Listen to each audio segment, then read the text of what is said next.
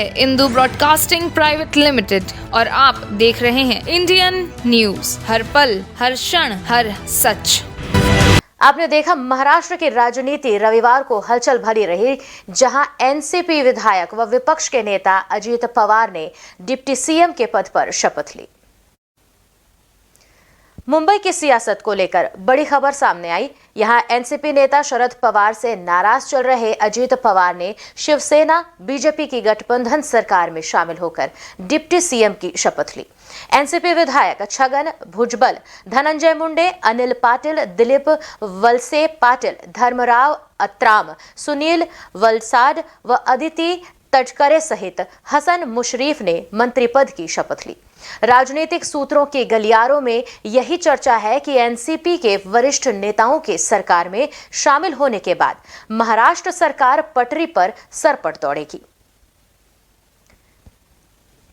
आपने ये देखा कि इस तरीके की फेरबदल जो हुई है, तो इन फेरबदलों के लिए हम इसमें क्या फेरबदल हुए हैं और इसका क्या प्रभाव पड़ेगा, इस बारे में पूरी जानकारी के लिए आइए हम सीधे जुड़ते हैं इंडियन न्यूज सीईओ से यशोवर्धन जी से और जानते हैं इस बारे में पूरी जानकारी।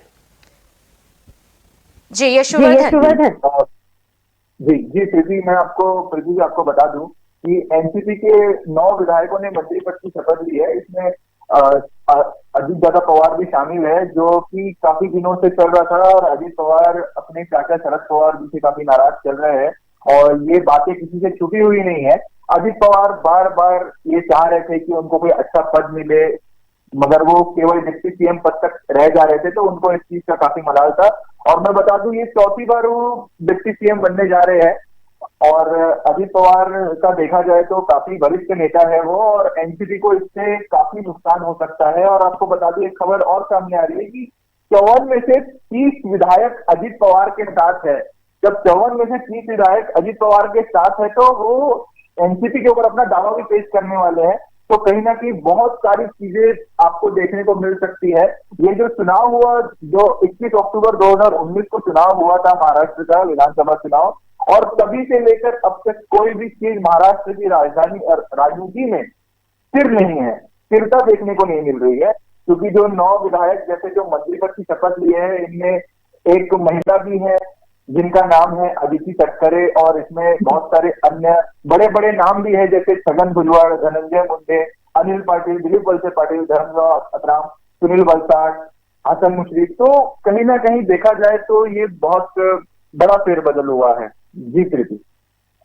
जी यशोवर्धन, एनसीपी विधायक और विपक्ष के नेता अजित पवार के इस डिप्टी सीएम बनने से मौजूदा सरकार को क्या फायदा होगा?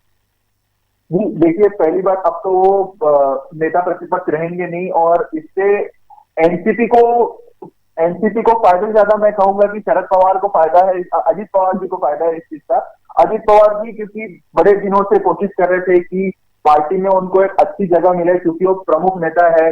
सुप्रिया सुले से भी अनबन की खबरें आ रही थी, जो कि उनके सगे चाचा की पुत्री है, उनसे उस चीज के बारे में काफी अटकलें लगी हुई थी कि उनको ये था कि पार्टी में उनको उच्च पद मिले, मगर वो भी नहीं मिल रहा था, और वो वरिष्ठ नेता रह चुके हैं और सारी चीजें हैं। तो इसका खामियाजा कहीं ना कहीं एनसीपी को आने वाले विधानसभा चुनाव जो कि सामने ही है उसमें भुगतना पड़ सकता है।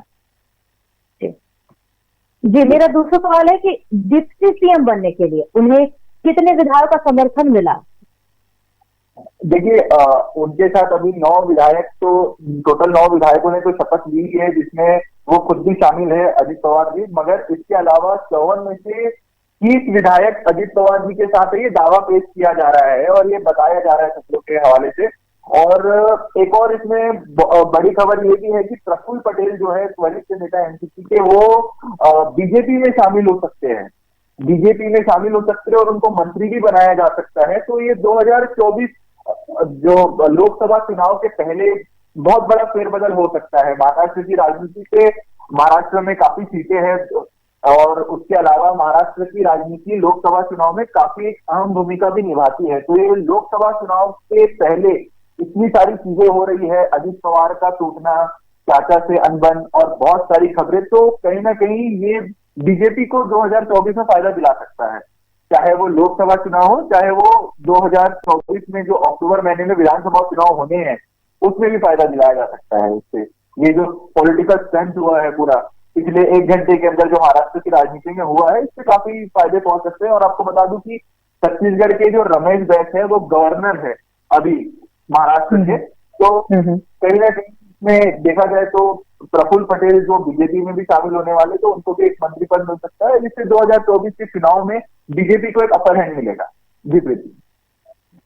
जी यशवर्धन, आपने बोला कि काफी फेरबदल हुए हैं, इस तरीके से इतने सघन फेरबदलों में कोई बात रही होगी, तो एनसीपी नेता शरद पवार से किस बात पर अजित पवार नाराज चल रहे थे और ये कदम क्यों ये उठाया गया, इस बारे में क्या बताएंगे आप? देखिए, जैसा मैंने आपको बताया प्रीति की, चाचा और भतीजे के संबंधों में अनबन केवल इस चीज की है कि मुझे भी प्राथमिकता दीजिए, और उनको भी एक उच्च पद पर बैठने की आशा अभिलाषा थी, क्योंकि वो काफी दिनों से महाराष्ट्र की राजनीति में सक्रिय है। हो ना हो, पार्टी को आप ये झुटला नहीं सकती कि अजित पवार आज एक बहुत बड़ा चेहरा है एनसीपी में, है ना। और अजित पवार के रहने से एनसीपी में एक अलग ऊर्जा मिलती है। और अजित पवार नेता, अभी फिलहाल के नेता प्रतिपक्ष अभी थोड़ी देर पहले तक, और क्योंकि उन्होंने डिप्टी सीएम पद की शपथ ले ली है, तो अब किसी और को बनाया जाएगा नेता प्रतिपक्ष। बहरहाल, मगर चाचा भतीजे के बीच जो अनबन है, जैसा आपने मुझसे पूछा, तो उनको एक किसी को भी हो, एक इतने दिन से वो राजनीति में है, तो उनको बड़े पद की अभिलाषा रहती है, चाहे वो पार्टी में प्रमुख पद पर हो, चाहे वो सीएम बनने का हो। जितने बार भी अभी तक अजित पवार बने हैं, वो केवल डिप्टी सीएम ही रहे हैं। तो एक उनकी एक इच्छा रही होगी, उस वजह से वो काफी दिनों से नाराज चल रहे हैं, ऐसी खबरें भी है, और अभी आपके सामने चीजें आ चुकी है। जी प्रीति। जी, जानना चाहेंगे कि अजित पवार शिवसेना बीजेपी गठबंधन सरकार में शामिल होने से एनसीपी को क्या नुकसान हो सकता है या किस तरीके का नुकसान हो सकता है? देखिए, अभी तक ये चीज स्पष्ट नहीं हुई कि वो बीजेपी या शिवसेना ज्वाइन कर रहे हैं, क्योंकि वो ऊपर चीज सामने आ रही है कि 54 में से 30 एमएलए, जैसा मैंने कहा, वो अजित पवार के साथ है। तो कहीं ना कहीं ये भी खबरें सामने आ रही है कि वो एनसीपी के ऊपर अपना दावा पेश कर सकते हैं।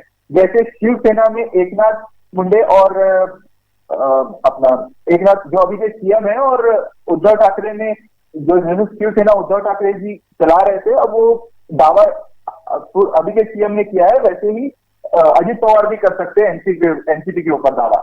तो कहीं ना कहीं शरद पवार और एनसीपी के में बहुत बड़ी दरार आ चुकी है, और अभी देखना होगा कि क्या होगा अगर दावा पेश होता है तो। जी प्रीति। जी यशवर्धन, अजित पवार के अलावा और कौन कौन से नेता थे जिन्होंने उनके साथ आज शपथ ली है इस फेरबदल में? देखिए, जैसा कि मैंने आपको बताया कि टोटल 9 विधायक है ना, उसमें से आप अगर देखेंगे तो 9 विधायकों में इनमें से सबसे पहले तो अजित पवार, जिन्होंने डिप्टी सीएम पद की शपथ ली। इसके अलावा छगन भुजबड़ है, धनंजय मुंडे, अनिल पाटिल, दिलीप वलसे पाटिल, धर्मराव अछराम, सुनील वलसाड, हसन मिश्रित और एक महिला विधायक अदिति तटकरे, इन्होंने शपथ ली है। और भी लोग, मैं आपको बता दूं कि सूत्रों से आ रहा है कि और भी लोग इसमें शामिल हो सकते हैं, क्योंकि अभी तक दावा पेश किया जा सकता है कि 54 में से जो 54 एनसीपी के विधायक हैं, उनमें से 30 विधायक अजित पवार के साथ होने का बहुत बड़ा ये खबर सामने आ रही है। और इसके बाद पार्टी में बहुत बड़ी दरार पड़ सकती है, और फिर इसके बाद अजित पवार, जैसा मैंने कहा, कि वो पार्टी के ऊपर दावा पेश करेंगे। जी प्रीति। जी यशवर्धन, क्योंकि चुनाव तो नजदीक है, आगे भी इस तरीके का फेरबदल होते रहने की संभावना है क्या?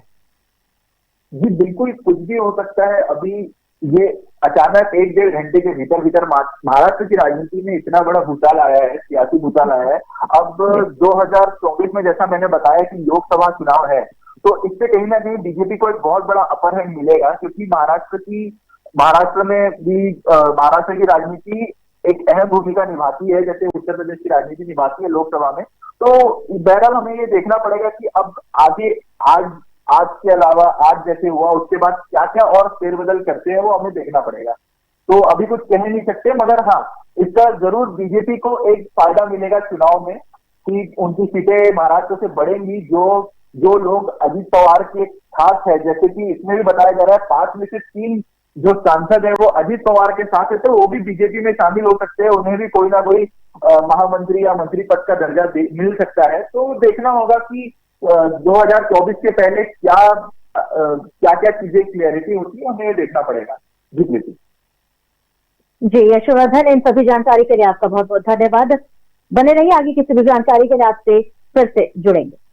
न्यू वीडियोस की अपडेट पाने के लिए सब्सक्राइब करें इंडियन न्यूज को और बेल आइकन को दबाएं।